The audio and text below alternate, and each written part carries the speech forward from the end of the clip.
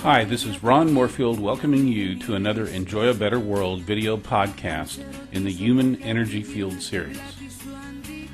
In today's podcast, I'm going to discuss the role of intention in the human energy field.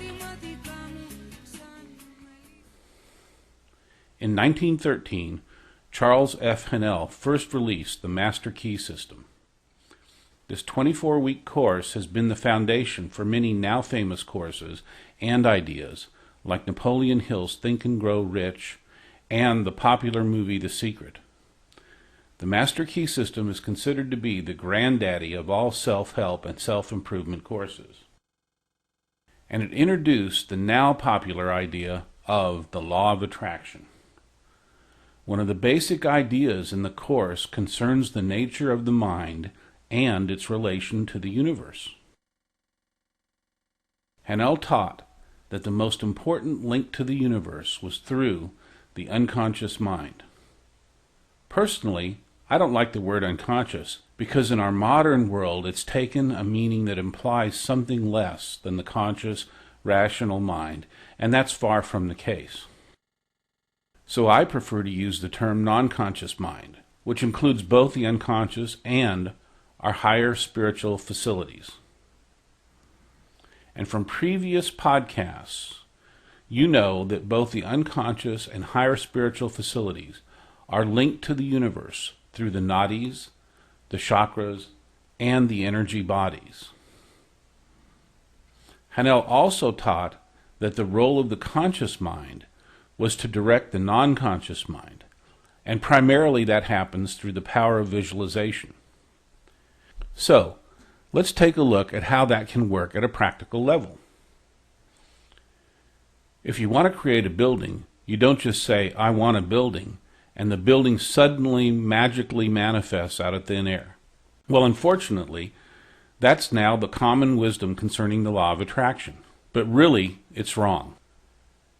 Instead, you visualize the building in detail, through designs and through blueprints.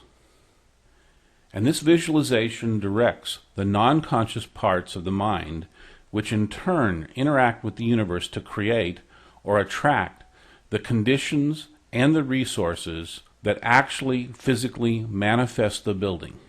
That's the real law of attraction. Well, you may be thinking, of course, that's the way it works. It really is a simple idea, and with a little reflection, it's easy to see just how this works in any area of life you can think of. And a little more reflection makes you ask the question, then why do some things I decide to do actually get done and others don't?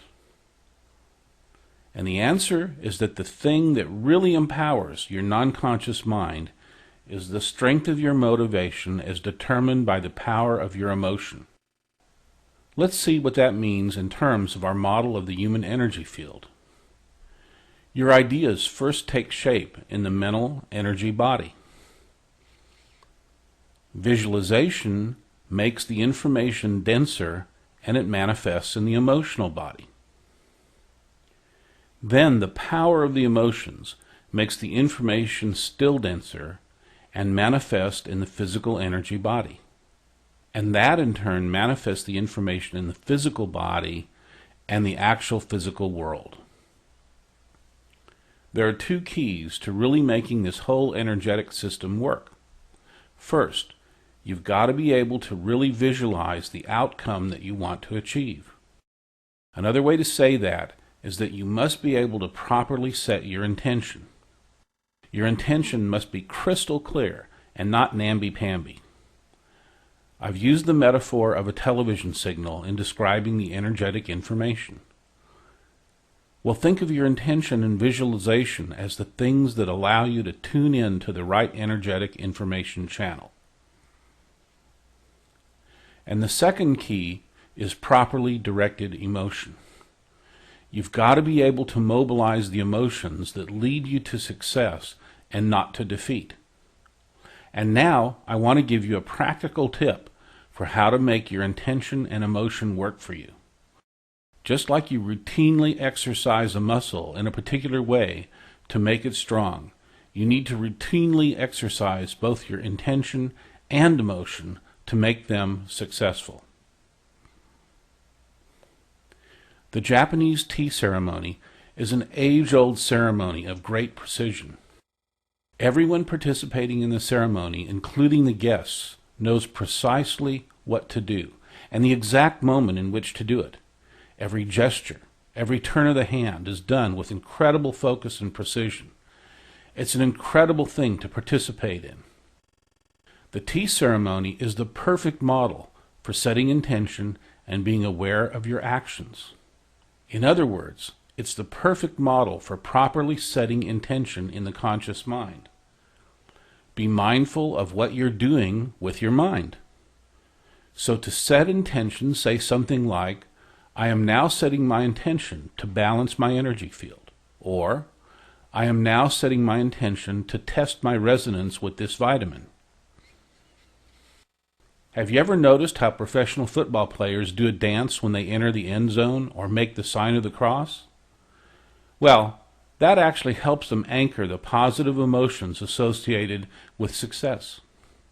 The technique is to associate a positive emotion with a physical gesture. You might touch your heart chakra, or you might touch the tip of your nose. It really doesn't matter.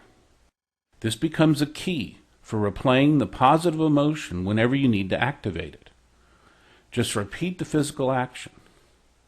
So the key to making happen what you want to happen is to first be very mindful of setting your exact intention and then to activate the positive emotions of success with your key physical action.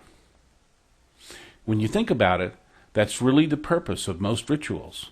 You just create a ritual for manifesting what you want. And you can find this basic idea everywhere.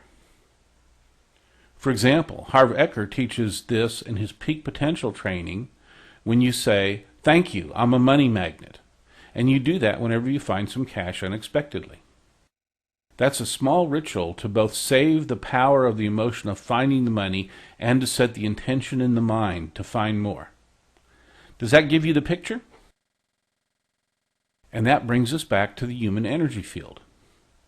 You tune in to the right energetic channel simply by mindfully stating what you intend to do and then replaying the emotion of prior success. That's it.